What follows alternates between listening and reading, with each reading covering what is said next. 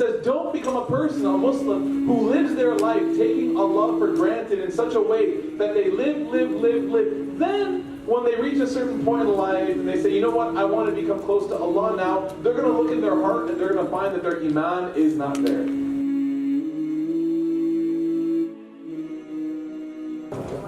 Bismillah, alhamdulillah, wa salatu wa salamu ala rasulillah. وعلى آله وصحبه ومن تبعهم بإحسان إلى يوم الدين. اللهم اجعلنا منهم آمين. We always begin by thanking and praising Allah subhanahu wa ta'ala for the uncountable blessings that He's given us. And I said this earlier, and it's such an interesting understanding, but the word alhamdulillah is so amazing because it's so comprehensive. And it kind of makes up for the forgetfulness that we have. When you say alhamdulillah, you're obviously thinking about what you can remember, but it also includes, in the language of the word, of the phrase I should say, things that you don't even remember, right? Because all praise, the essence of praise and thanks are all due to Allah subhanahu wa ta'ala. Meaning not only for the things that you know, but for the things that you don't know, for the things that you forgot about. My wife and I just had our first child, alhamdulillah, like 3 months ago, about 11 weeks ago. And I didn't realize how thankful I would be for a child until I walked by the neonatal care unit, where you see children who were born maybe very early, very serious conditions straight from birth. And you see parents standing there 6, 7, 8 hours, not eating, just staring. And you say alhamdulillah for the things that you did nothing to deserve. But you just say alhamdulillah. So we always begin by praising Allah. Everyone say alhamdulillah. There's so many things that we can come up with. We just talked about it. We can spend the whole session. Things that we forget about. Things that we forget about. My wife's grandfather, he said, his wife asked one time, his wife said, why are you always so happy? She's kind of a grumpy woman. She said, why are you always so happy? He said, if I spent my entire day saying alhamdulillah, I would run out of time before I ran out of things. Like I wouldn't have enough time.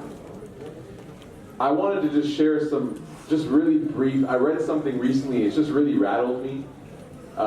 It's something that really shook me in a good way, because you know things can rattle you in a bad way, but this thing really shook me. I'm 29 years old, not as young as I used to be. I played basketball yesterday, my body's reminding me of that now. Although I still dunked on fools, alhamdulillah.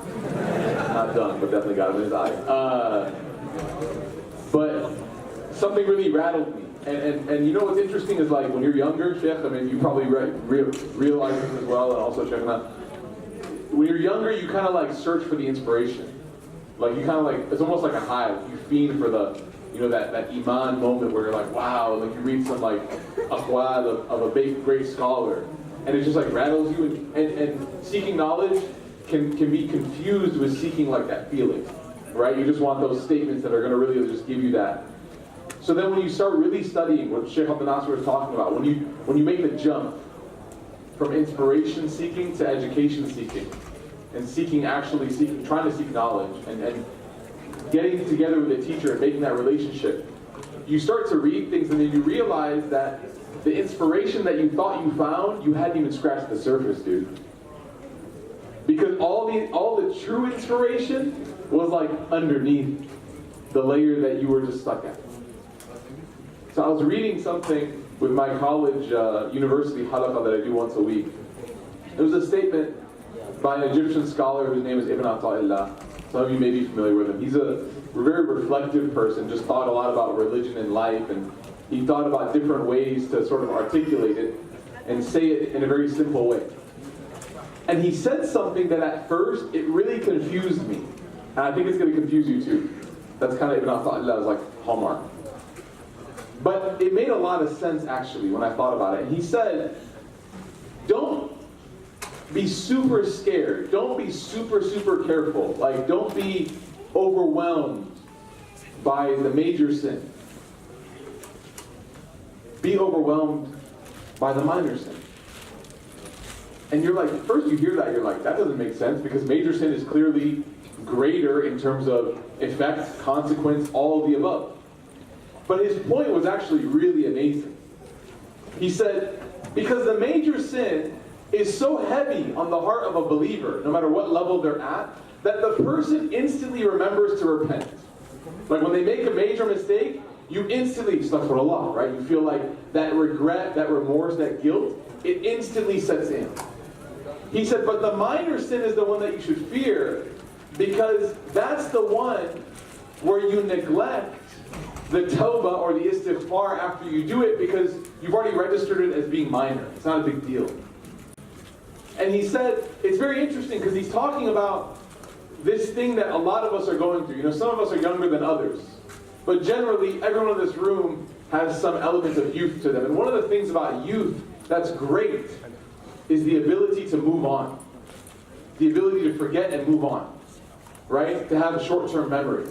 Not let things hold you down. But that's also one of the curses of youth.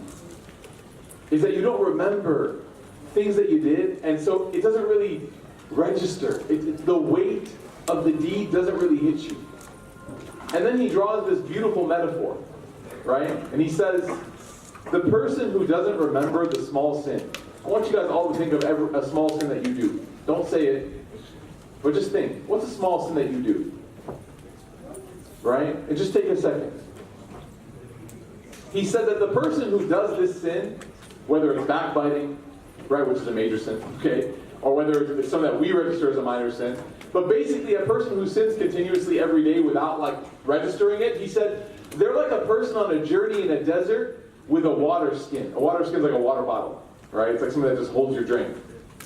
And he said the problem with this person is that every time they commit this sin, the water skin, the water bottle, develops like a crack or a nick or something in it. And eventually what happens is there's a small hole that's made and the water begins to drop out. But it's not a big enough hole to where all the water comes out. It's a slow, steady drip. And he says that by the time the person reaches a point in their journey in the desert where they realize that they are what? When you travel for a long distance in hot weather, you get what? All of you are. No one got that. Okay, you guys are way too into the metaphor. Good, mashallah, right? When you get to the point where you're traveling for a long distance in the desert, you get thirsty. He said this person's going to turn to their water skin, they're going to grab it to drink, and they're going to realize that it's what? It's empty. And he said the water skin is the heart of the believer. And sin is the thing that tatters the water skin. It tears at it. And he's warning us. He says, don't become a person, a Muslim, who lives their life taking Allah for granted in such a way that they live. Then, when they reach a certain point in life and they say, you know what, I want to become close to Allah now, they're going to look in their heart and they're going to find that their iman is not there. It's just gone. And he's telling us something really powerful about iman. And this is what I want to leave you guys with.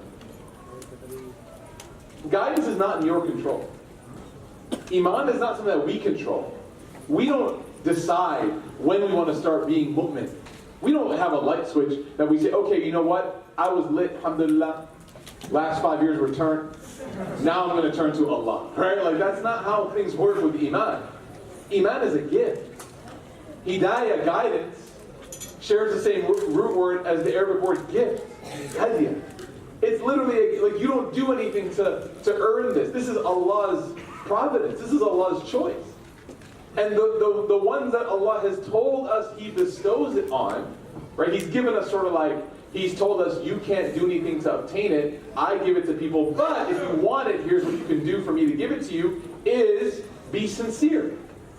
So if a person lives their life not caring about the small sin, every day looking at porn, every day talking about people's, every day skipping prayers, every day, and they just let it go over and over and over and over, one day they're going to try to wake up, one day they're going to have a realization, and they're going to look to their heart for that moment where they can harvest their iman and use it to propel them to Allah, and they're going to find nothing there. And so he's saying, don't let your life go day by day where you get to the point where you don't have anything left in your water skin. And your sin has torn it up to the point where your iman snuck out and you had no idea. And this is what, the hadith, the famous hadith of the Prophet ﷺ, that there would be a person who lived their entire life upon Islam, and then a time comes at the end of their life, and they make decisions and choices, and they leave their faith. And there are people who live their entire life upon the opposite of Islam, rejecting Allah, kufr. And then they make some decisions, and Allah blesses them with the gift of Iman, and then they pass away.